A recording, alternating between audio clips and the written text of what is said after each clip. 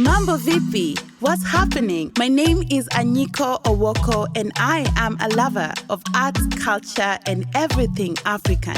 And here we grant you front row access to your favorite celebrities, creators, the biggest personalities and industry experts. Come with me, you're now a VIP.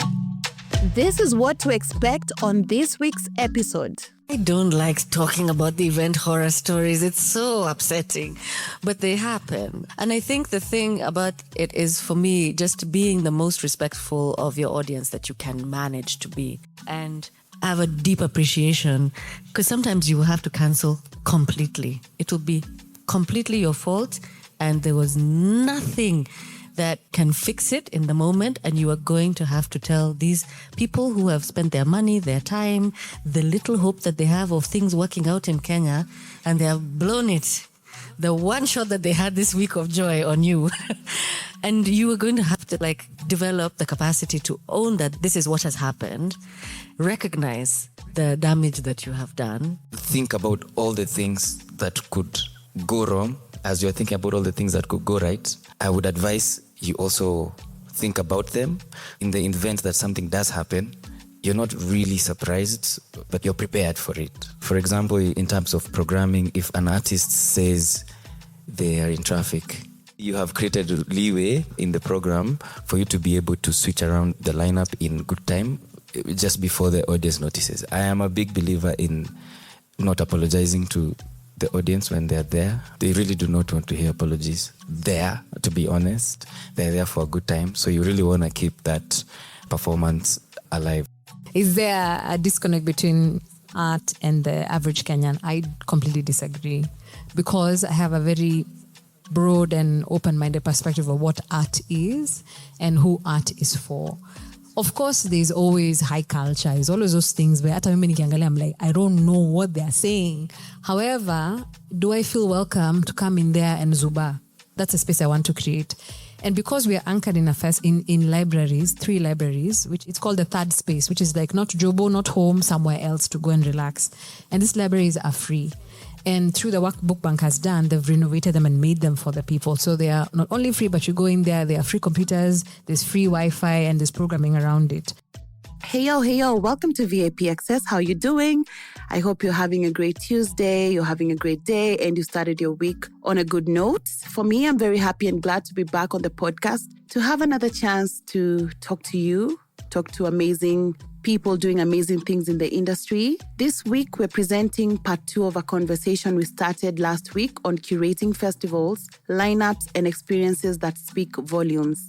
If you have been following this podcast, then you know that Season 5 has been diving deep into industry issues and spotlighting industry talks, which is my event series that happens at the Goethe Institute. Since the beginning of this season, we have discussed quite a variety of topics around the industry, from intellectual property, copyrights, music distribution, influencer management and entrepreneurship, to event production and booking artists for festivals and concerts. Now we're discussing curating festivals, lineups, and experiences that speak volumes, and continuing a conversation we started last week on the pod.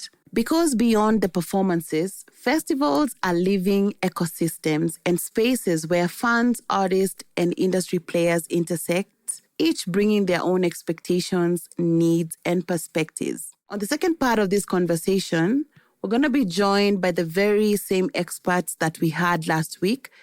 Sheba Hirst is a festival director and co-founder of the NBO Film Festival, and she brings her deep experience in shaping Nairobi's film landscape. We're also going to be joined on the podcast this week by Ayrosh, one of my favorite artists, who's also the founder of Folk Fusion Festival.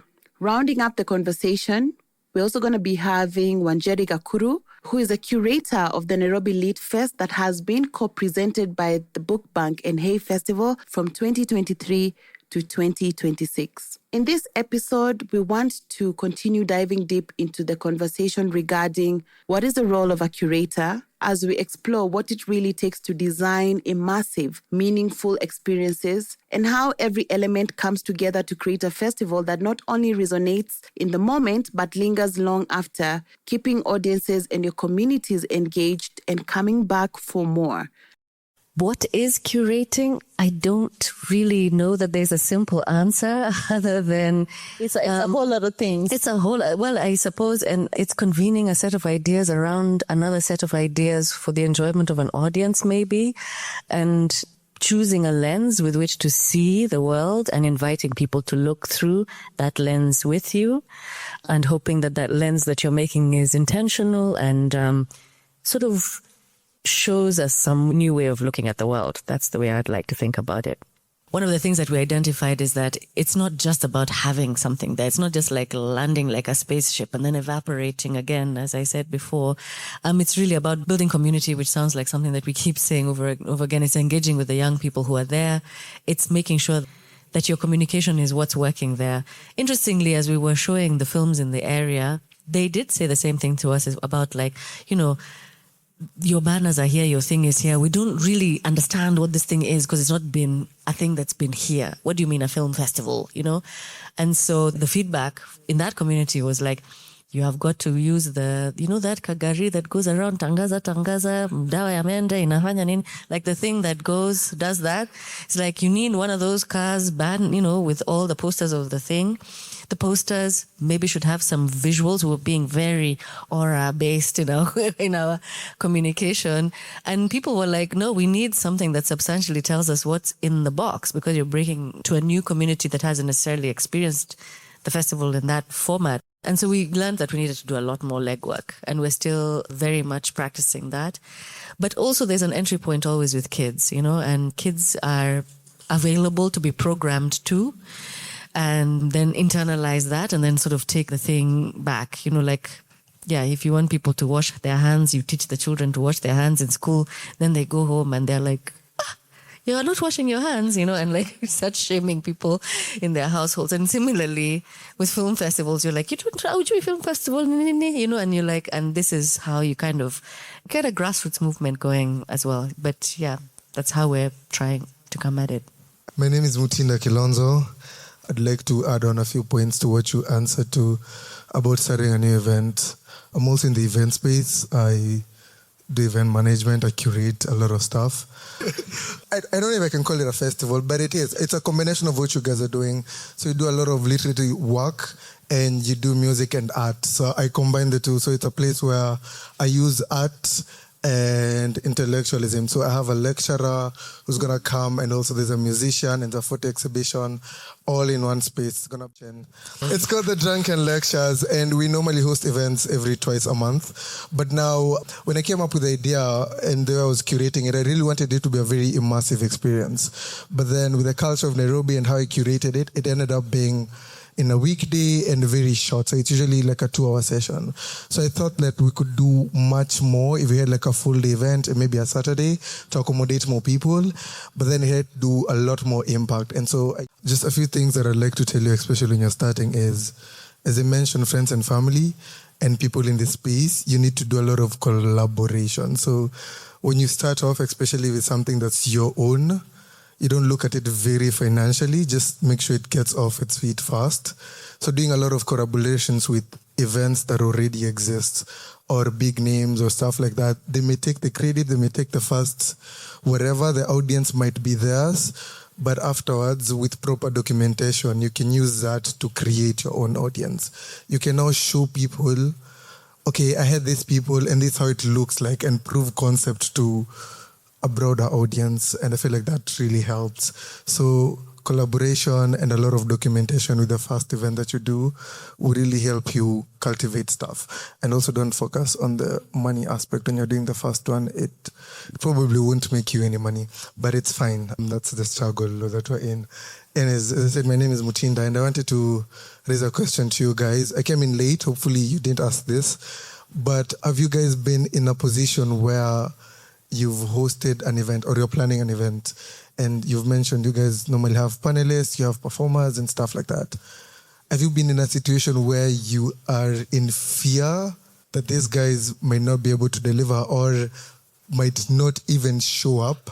I know there are contracts and stuff like that. Or have you been in a situation where they didn't show up? And how did you navigate that? Because I find myself in a place where I have to have like backups in my mind. So I'm like, okay, I have this MC or this host, but okay, you just come and sit here just in case this one doesn't show up. And how do you navigate that and the anxiety that comes with organizing an event? Yeah, I have an event in a week's time, so I feel like you guys could tell. Okay, so maybe this has happened to you guys as well, where someone falls ill 2 days to the festival and you've already bought their tickets, they have a hotel room and all of that. And how do you pivot? Well, this is what we do. We have panels of multiple people so that if Sheba can't come, then this conversation happens either way. Or if it's like super important that we have maybe a Kenyan perspective or something is missing that they were really bringing, then I just start calling guys, usiku wa manane, hey, hi, Instagram DM. Actually, I think Keith was an Instagram DM conversation. And in fact, very true. Yeah. And his panel is a good example. So it was a panel on, actually it all comes together. So we have a project that we're running with the Goethe Institute that I'm curating as well called Imagine Freedom. And this was our first public engagement of it. It is looking at democracy in Kenya as a whole from different perspectives. And so we had a panel that had Christine Mungai, formerly curator of Baraza Media, now editor at The Continental. We had Keith Angana. We had Faith Odhiambo, president of LSK. Everything is set, contracts done, everything is good. The Friday before, she had flown to Kisumu to do something. And for some reason, her flight was delayed. Because we always call in with the people like, are you coming? Were you on your way? Making sure everything's smooth. And they just were not findable. We couldn't get them on phone, nothing. Then luckily I got a call from their colleague saying, I'm so sorry, they are caught up, their flight is not happening. I'm like, oh my God, okay. You know what? Sawa.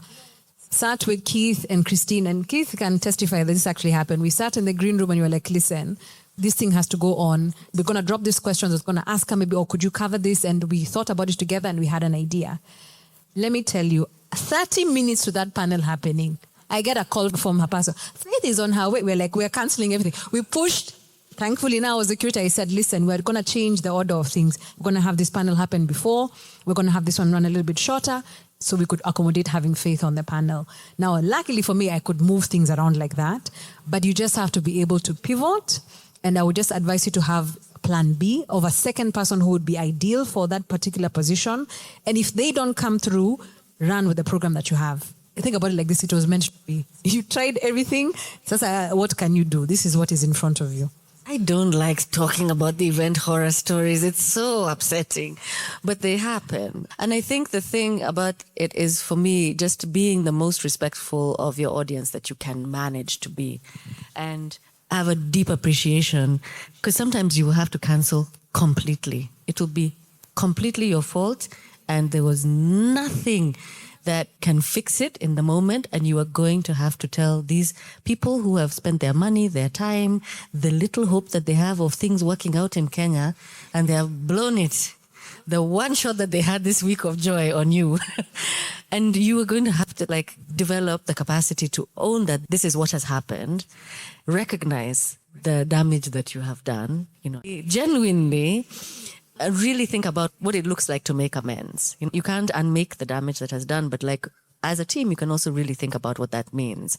And it means going over and above just being like, see, you come tomorrow. See, the thing was cancelled, just come tomorrow, which is a lot of what people get, or they get a story that's not true, due to unforeseen circumstances that you're like, nothing unforeseen about this circumstance, that you really recognize. Tell them the truth. Tell them the ways in which you're willing to fix it. Sometimes it means offering people back more than what they are having to give up, because they can't reclaim that time. It looks like giving people tickets to 3 more shows, or, giving them a complimentary lunch. It's going to cost you. There will be pain and there will be a price.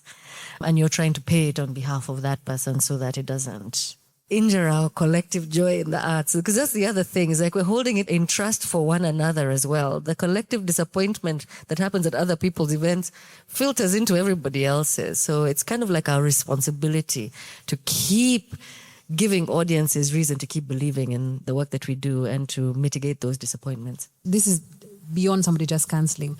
For example, when we were having the festival at the time of the protest, the first one, we were just thinking, how can we be gathered here celebrating this wonderful thing when the country is on fire? We just could not do it. So we're like, we're not going to have that event as we had imagined it and maybe have it the next day, but really be conscious of what's happening and think about that being more important than the glory of the brand or whatever. I think sometimes you have to hold and ask yourself, what's the most important thing? Who matters to you? And then that helps the peel. Teremka easier. In regards to now the anxiety of if something happens, right? Like maybe an artist doesn't show up, your generator runs out of diesel, or the police show up. They have been accused of being chronically optimistic, number one, right? So, but my team is, I feel like they are cooler-headed than me, right? So they sort of, I would just say, if you're in a position to over-prepare, be over-prepare. If you're in a position to sort of think about all the things that could go wrong, as you're thinking about all the things that could go right, I would advise you also think about them.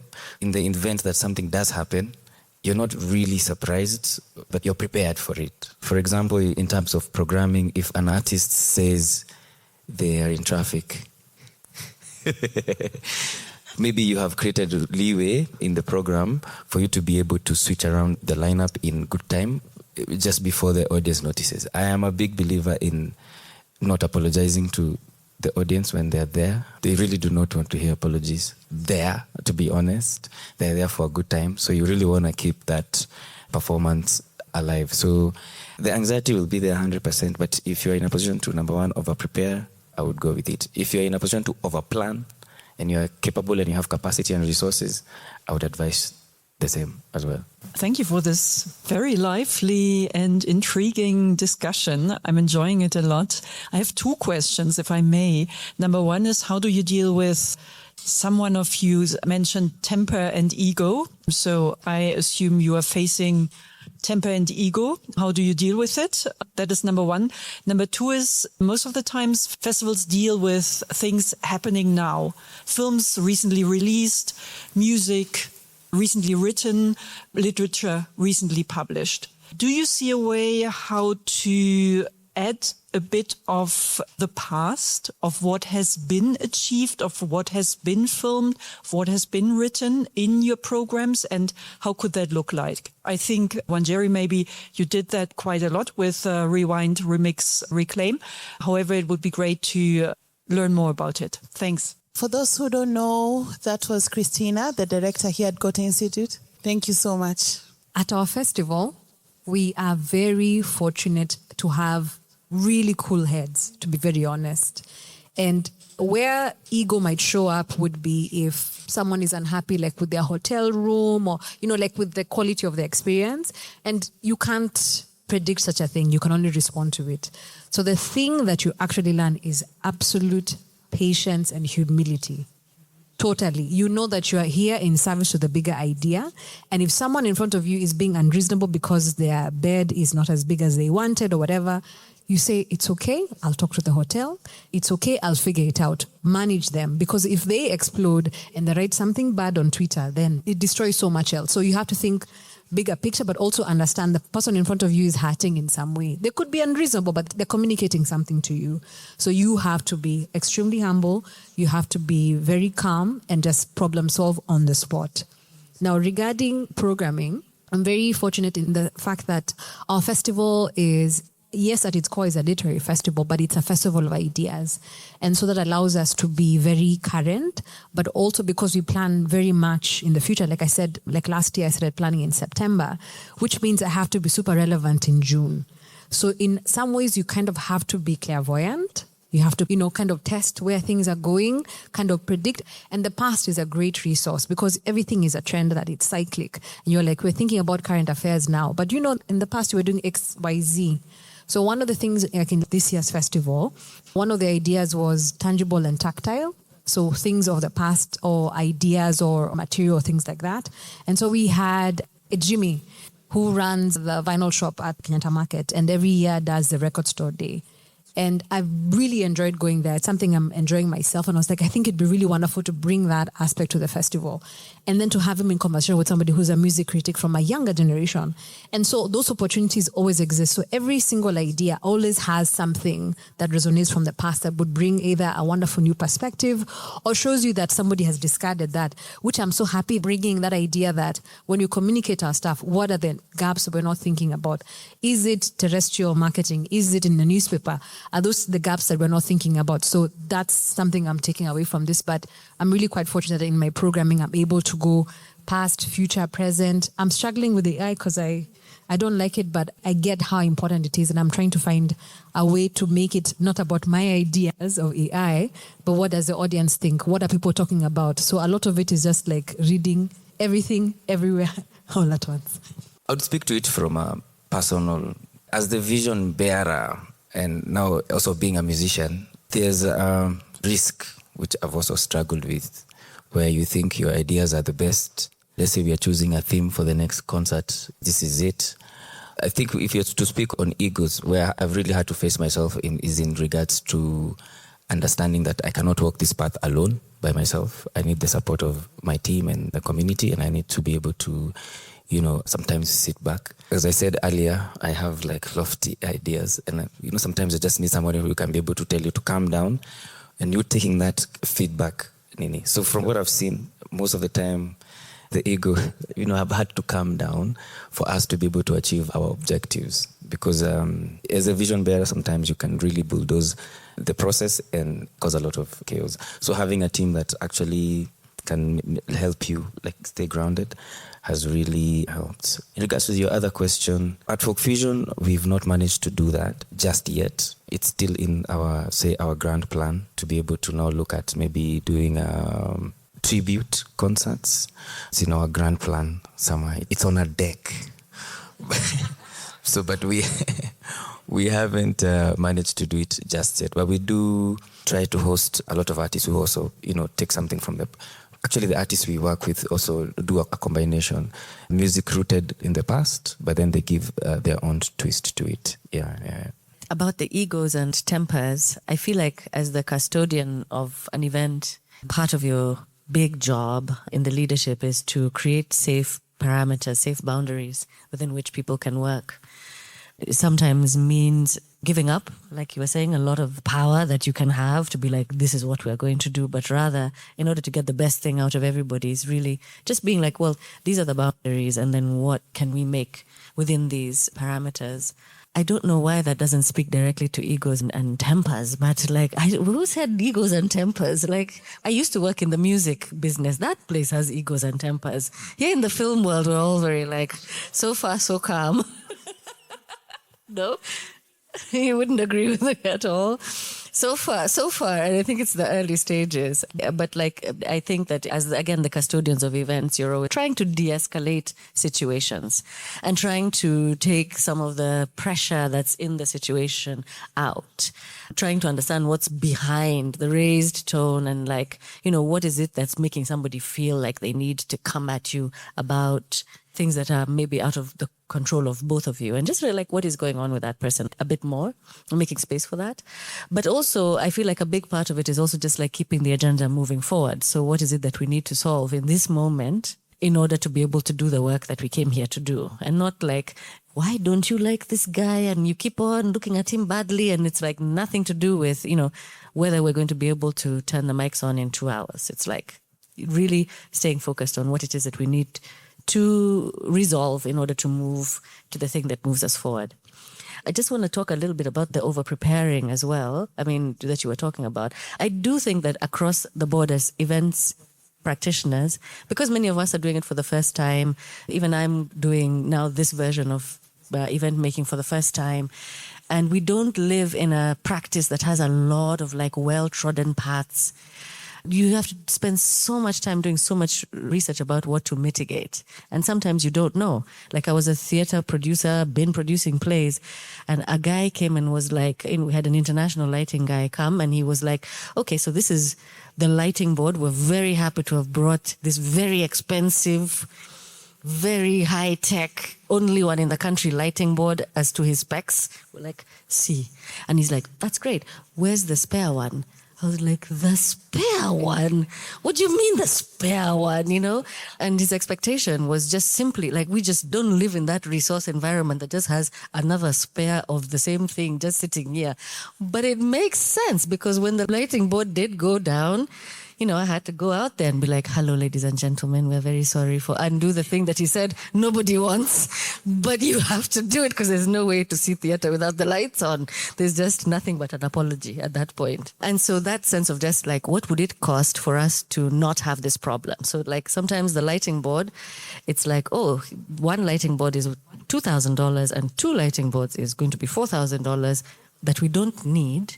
But in the moment when the 4,000 people can't hear the gig, how much would you pay for that problem to go away? And it might be that $2,000 is the actual money that you'd have paid. So you just pay it in advance. Yeah. I recommend finding people, at least in our region, who have worked in television to be somewhere in your production team. Because these guys work on a different matrix completely of like time literally being money. And so that's why they bring the whole crew to the place at 4 a.m., which we could never pull off with musicians. But it certainly takes away the problem of like traffic, all the things that just are real for us. And just taking away the optimistic planner, just get a TV producer type person in your team somewhere or to consult. And they will tell you in a way that I have never been able to understand how to. You know, like everybody spends the night the day before at the set. We're like, what? Like, who's paying for all of that? You know, or similar things that really mitigate the circumstances and that would tank your event. More thing, do sound checks. A day before, mic check, play the thing. Just don't have any surprises. Avoid being surprised. And even if you have 30 minutes, hold the audience outside. In fact, you're building anticipation. Don't see it as a negative, because when they come in and then they have a bad experience because you read the Nini is screwed like this because you didn't check. Those tears and those tweets, they'll teach you. So even for artists, when you're booking them for festivals, it's good to say, can I see your technical rider? Because I know it happens that an artist is on stage and then they realize the thing I wanted is not here. But it's not your fault, Ayrosh, if they never told you. It's maybe your fault if you never asked them. So it's important to also ask artists like, can I get your full rider? What's your hospitality rider? What's your technical rider? You're coming to speak. Are you okay with these questions? Is there something else you want me to ask you? It's important just to check. Sometimes it will not be a problem, but it could be a problem. And then you're at a panel and somebody is completely not happy, or an artist getting on stage and they're not happy. I've seen it happen before. An artist was on stage and arguing with the DJ. You want to try to minimize these risks by preparing well in advance. So that's really important. I mean, we had created a panel where we hadn't communicated at one point, and the panelist wasn't comfortable being interviewed by the particular interviewer, you know, and even that. So really just checking, like communicating it so that if people have any feedback to offer you, they can do so nice and early. I just wanted to come back to the history question. I forgot to say something about that and what I feel. I mean, I definitely think, particularly in film, that there is a huge amount of work to be done as far as like, especially catching Nairobi audiences up on what has been going on in African cinema and Black cinema, well, cinema all over the world. And certainly it's an aspiration of ours. As I was saying, our first edition, we tried to look back at like what Kenya has been making in the last few decades. But I do think it's like a crucial part of the events is like anchoring the legacy work that has gone before, something that's so important in our artistic practice as well, you know, and that referential character, because if we're not referring to it, then it disappears. Yeah. So yes, we are planned. Okay, we'll take the last two questions. My name is Doreen Ogutu. This is such a lovely conversation. So I'd request for specific answers to like your experiences. So for Ayrosh, you had mentioned the Sagana debacle with. So the lessons learned, I'd really appreciate to know the lessons that you guys learned. So that's sasa sisi kwenye uko chini, we know not to do those things. And then my other question would be on bookings. So how do you get the contacts of these people that you want to book? And also, how do you get them to buy in to your idea and to come to your event, especially if it's someone who's, let me say, quote unquote, considered large, and you're like in your baby steps, but you need just that person for visibility. So how do you get their contact? Because some of them, utachunguza internet yote ukose, and then how do you get them to buy in the narrative? And then the third question is on funding and sponsorship. So this is something personally I've struggled with, trying to get different brands and different corporations to buy in and to partner and to sponsor and all that. So like, what are the steps do you take? Do you cold email? Do you cold call? Like, what do you specifically do to get them to buy in? And then once they buy in, how do you ensure that they are satisfied with the amount of money that they poured into the space? So the lessons came in quickly, immediately, right? But to summarize, have you ever heard of something? Accelerated growth needs to be accelerated or backed up by something substantial. And that's what I kept saying. Being able to clearly articulate in your plan the nice to have and the must have as you're doing the pre-production. That is before even you announce that you're doing the event. Being able to clearly put down that we want to do this thing. Say we want to do a 2-day event in Sagana. What will it take? Do we have the capacity financially, muscle-wise, crew-wise? Do we have the capacity, like team-wise, to execute at that scale and execute well? So the overarching lesson was, before you execute, you need to really plan and be honest with yourself with what you can really achieve well. Because you see, you can achieve, but not well. Because we did do the event, and it was a beautiful event. The people who came had an amazing time, but it really strained us on many fronts, both financially, crew-wise. We really struggled because we were not well prepared in terms of how many we thought. Things like security. We had never secured an event, outside of Nairobi for 2 days. So those small things really got to us. So it's more of a pre-planning lesson. We were humbled, basically. Tulikuwa na ujeuri. Yeah. So let me give an example with LitFest. So LitFest is co-presented by Book Bank and Hey Festival. And so Book Bank and Hey Festival have considerable weight. Ukiona jina Book Bank, you're like, let me pay attention. Ukiona Hey Festival, I'm paying the most attention. So I rely on that. So I make my wish list of who I'd love. And then I say, please, could you, director of Hey Festival, email this person? It's an email that they will pay attention to. Maybe it even wouldn't go to spam. Maybe even if it does, they will retrieve it and they'll read it. They'll give it a chance because it's a familiar name. Sometimes when I'm writing, maybe they don't pay attention. That's one way. Another way is to use a friend of a friend. If I want so-and-so, say for example, like I want to book Eric, but I don't have Eric's number, but I have Sheba's number. I'll say, Sheba, could you kindly give me their number, or could you let them know I'm interested in talking to them, or could you put me in touch? So work your networks. Who knows the person that you know? Can you get to them? Even if it's somebody you just follow on Twitter and they follow you back, and you can DM them and say, hey, so-and-so follows you. Could you ask for me, right? Sometimes also it's just going to their Instagram, like I did with Keith, and just say hi and write a very professional message. Hello, my name is so-and-so. Because now I've learned now with IG, if you don't follow someone, you can send a message only one time. And so make sure you write everything in there. Now, my personal policy as a curator is that you should always compensate people, and sometimes you don't have money to do it, but always offer something. Offer an opportunity, something, not just exposure all the time. Think about what you're asking of them that makes sense to them. So really make it not a generic message. Customize to them and say, I want you on this panel because of da-da-da-da-da. This is the benefit. Maybe we can't offer money, but we can do this. We can da-da-da. Offer something, make it a sweet sale. And that's going to make them be interested in you. But also, usichoke, send an email, give it time, give it a week. Okay, try and do this also. Try and have time before your event.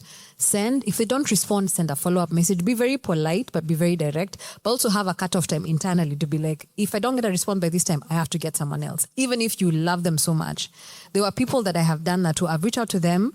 They took forever to get back to me. I moved on and I was like, I'm so sorry. You are a wonderful person, but I had to move forward with my program. And you have to keep it as polite as possible, even if they're how amazing. So that next year, when you email them, they'll know to respond quickly. Yeah, so that's my advice for booking. Now, but they send that DM. Don't be afraid. The most I can say is no. How to do the funding part? What's the sweet sell? It's the question that every arts organization, maybe in the world, is grappling with.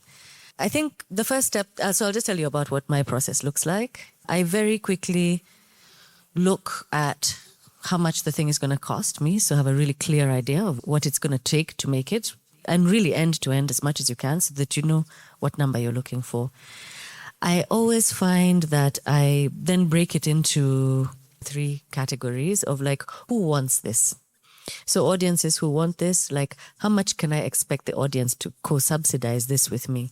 Because my particular work is really about convening audiences around the thing that I'm making. It's really important to me that the audience pays up to 1/3 of the budget of the thing, if depending on what kind of event it is, but a substantial part, so that you know that it can stand on its own feet. I then also look at who in sort of public sector, and I put the not-for-profit sector and philanthropy in that group as well, like who also wants to see this vision happen with me. I make a really long list of those organizations that are working in this region and in regions that are related to here. I also feel like we should always seek government funding. And that sounds like a controversial thing to say when we're in sometimes a fight with the government, but it's our tax money that's inside, that's like safeguarded for the cultural sector. And I think we have to like really always engage with our different parts of the sector. So it might be not like the president's office, but it might be the Department of Culture, the use of the space for rehearsals, but like really engaging with what the public sector resources are that are offered to us and also engaging with those practitioners. It's a long process. I think that you kind of spend a lot of time engaging with the different funders, understanding what they want, you know, what they're looking for. You read their websites a lot, and you try as much as possible to find a person that you can send an email to. If you can't, you can send one to the info@whateverit.com. But you just have to manage your expectations and just know that there's like, of that long list, there's maybe a 10% return of email rate, right? If something like that. And of that, then only a handful of those will actually convert. It's very useful for you to keep a database of how these correspondences go so that next year you're not starting from scratch and just keeping track of like how those conversations went. I also find it's just really important to just talk to people and tell them what it is that you're doing, how much you're trying to raise, and really have the information just here, you know. Ayrosh may not have the money to fund your event, but he may have tried to apply to a fund that's only for women between the ages of 18 and 25, you know, and it's like, you apply for that, you know, and like, so people in your network like will also help a great deal with this. Then as I said about the go, no go, they give yourself a deadline by which you're like, this is, if I didn't make that target, this is the resources that I have. And then you decide whether this is enough to warrant going forward or not. And also breaking it down into reasonable amounts. I think that we all have the fantasy of one, you know, a big magic wand that's going to be waved and just one person. But the likelihood of one person giving you the whole thing, especially now, space and our economy is really is quite minimal. So just being prepared to do many correspondences and getting people to help you with that, like teammates that can really pay attention to that and pay attention to the correspondence related to that. That's how I do it, but not losing heart, just keeping on going back to them the year after. They have your thing. They haven't seen it now for the first time. They're seeing it for the second time. It's like, oh, this is that. And that consistency does something, you know. Sometimes it'll be 3 years, 5 years later, somebody will say yes. And not being afraid of even quite small amounts of money, because they just move things from here to there and they build a relationship that allows the people to trust you and invest more in you. Making sure that all of your funders feel seen in your event and like feel paid attention to is all part of the ways in which you just keep on building that ecosystem. Yeah, and to add to actually the point he raised before, document everything so that even if they didn't find you this time, when you send the email next day and say, we did our audition, so this is what happened, these are the numbers for who came, here are pictures, here's a highlight video, it really, really helps because now you've proven that you're the kind of event that they want. Because sometimes we express ourselves in a way, we think we're being very clear, but maybe we're not. Or maybe they're super visual people who just don't have time to read long emails, but they'll see a picture of like, oh, this is the audience that comes for this thing, or this is what it looks like. I want to be there next time. My name is DJ Rix Kenya. Probably you have listened to my mixes. I also work for Ghetto Radio. Ayrosh, this one is yours. Etana was to perform in Kenya. I think 1 week to the event, venue ilikuwa ishabukiwa, ilikuwa Uru Garden, somewhere there. But then 1 week to the event, ikakuwa Diamond Platnumz is performing at the same venue. At the end of the day, I think your event here, Etana, was cancelled. And Etana was saying, oh, sijui makatel, oh, sijui nini. And so many things. I don't know if this has happened to you. Like, how did you manage to pitia through that situation and how did you handle it? So, number one, the communication about the event being cancelled or whatever communication that is coming out of the event, I feel like should be the responsibility of the promoter of the property to disseminate. So if you're postponing, cancelling, the information should be coming from the platform. So in this case would be Folk Fusion.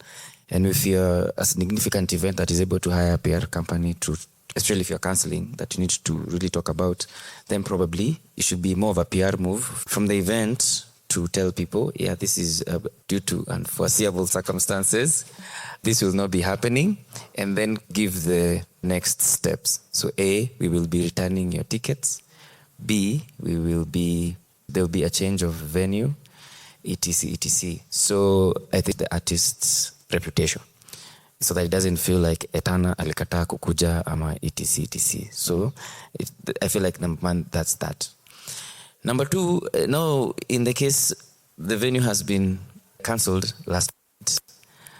Sasa is what she mentioned, the issue about the two consults to decide, do you want to deal with the cancelling or do you want to maybe invest a little bit more and see a solve? So, and I'm imagining if it's 1 week to the event, we've already invested a lot of resources into this. Njoki, have we started building the stage yet? We haven't because we don't have a venue. So maybe do an early communication, maybe with you get Anyiko here to do a nice press release and help you manage the situation and then shift. I would not cancel. I would move heaven and earth to get another venue as I deal with the venue that cancelled, maybe legally or whatever choices you choose. So Ms. Ryan, a designer. Mine is more of I'd say, I hope it's not a philosophical ask, but I think there's a disconnect between the art scene and the average Kenyan. So it's something to do with your audience and the engagement you have with them. Is there a disconnect between art and the average Kenyan? I completely disagree because I have a very broad and open-minded perspective of what art is and who art is for. Of course, there's always high culture. There's always those things where I'm like, I don't know what they're saying. However, do I feel welcome to come in there and zuba? That's a space I want to create. And because we are anchored in libraries, 3 libraries, which is Macmillan, which you've been hipping, Eastlands Library of Jogoo Road, just after Makadara Law Courts, and Kaloleni, which is next to where they are holding their screening. So libraries are wonderful because it's called the third space, which is like not Jobo, not home, somewhere else to go and relax. And these libraries are free. And through the work Book Bank has done, they've renovated them and made them for the people. So they are not only free, but you go in there, there are free computers, there's free Wi-Fi, and there's programming around it. So I think I'm very lucky in that regard that my festival is anchored in that space. And so that space is naturally welcoming, number one. And then we try and do our best to market ourselves as we want everyone. I know you also said something like, how do we find our audiences? Our program is for everyone. And we think through who would enjoy this. And because we have at the festival 3 slots. So we have the main stage, which is absolutely free. Then we have our bookstock stage, which is charged 300 bob, and everything goes towards helping the library work. But also we set aside 25% of our tickets for anybody who can't afford but like to attend, or members of the community. We do think through those things, and I think we have to break that barrier of sitakiwi hapa, like I'm not meant to be here. And just know that that doesn't exist. That's why I'm like, even you guys sitting here, maybe you haven't heard of our work, but you've sat here and you've listened to us. That curiosity is super important. And that's what I'm banking on, that you'll be curious and then you enter the space and then you see yourself, either in someone sat next to you or in the ideas on stage. Even if you're feeling contrary to the ideas, it's challenging you and something is happening, something is buzzing in your mind. But me, I'd say for real, like the work that I do is always like first audience Kenyan. Always. It's something I fight everywhere, but luckily I don't fight too much because we are merging those ideas together. Like we are on the same wavelength where I'm like, how do we make this thing accessible? So we have the big ideas that even me, I don't understand, but I'm curious to learn about. And then there's space like this for Q&A where I can ask whatever and I will learn. That's the thing that's really helped us. But as we scale, and because we are scaling, we've added another stage. We didn't have it last year. We are still thinking about how do we make this accessible, because we have the main program, then we have our satellite events. So for example, we had a very fancy, lovely dinner with Lola Shonin, reading her book. We had this comedian doing her stuff, and that was 5,000 bob. Even me, I'm not going for that. I would love to. I want to be that person who can afford, but that's not for me. But it's for the person who appreciates the art and who has some extra income. And that all goes back into the program. So I would ask that you have a good faith reading of the work that we do. Know that you are wanted there. And I'd rather you come there and then critique from inside, not from outside the club. And then now we can have a real dialogue. Because, it's just perceptions outside. And maybe we've not done a good job of making you feel welcome or making you know that we want you there or that we're creating a program for you. But please lead with curiosity first and then come and give that criticism and know that it is welcome. But please know art is for everyone. And in fact, I'll give you a good example. When I do the film club, I also do it with children. And these are kids who are like kids of, East Lando. They watch a lot of Marvin, Nani, or maybe they watch a lot of DJ Afro. But we're bringing for them like a film from Egypt. It's in subtitles. And I'm like, please watch this movie because you're seeing a kid acting. And it can show you that, hi, a kid, I can be an actor. Sometimes it's those things. And then in the end, we ask them, what did you like or what do you remember? And they'll say one thing, I like that red dress that time. And that's enough for me because I'm like, you interacted with the art and you left with what you could get. And for me, that's what's important. And that is the ethos I know that drives the work that we do. Yeah. I think we should be also very careful about leaning into mythologies like Kenyans don't like literature, they don't like books, Kenyans don't like Kenyan movies. Like those mythologies, I don't know where those self-loathing mythologies come from, but they're there. And, 20 years ago, Kenyans didn't listen to Kenyan music, apparently. Right? Yes. Apparently, allegedly, right? And Kenyans will not pay money to go to watch Kenyan concerts, allegedly, right?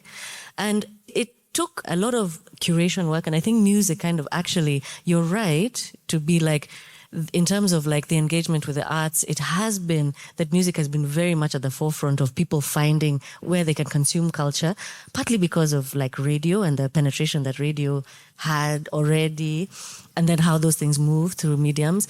So there's a lot of like legwork that's gone into how music events basically are accepted, paying for music events. There was a time when like music events had to just be free because Kenyans are not going to pay for music events, and that's substantially shifted. I think we're at the beginning stages, like, the film festival has been maybe 5 editions of it. And as I was telling you earlier, in the early ones, it was just me and my mom and my partner in the thing, because we're also learning how to do it and how to speak to this audience and how to find the people, right? And that wasn't all the events. It was the case. Our pricing, I wouldn't say that our pricing was expensive. It's the same as the cinema. Every film is exactly the same. Subsidized their participation. How do we find ways of making parts of our program also free?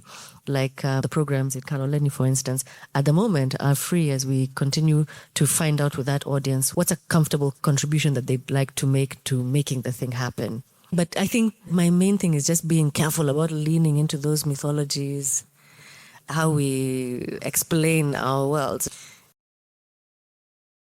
Number one, You have touched on a dilemma that even as me, at least from my point of view, even as a Folk Fusion, something that we've been struggling with. It's one of the two main dilemmas we noticed we have.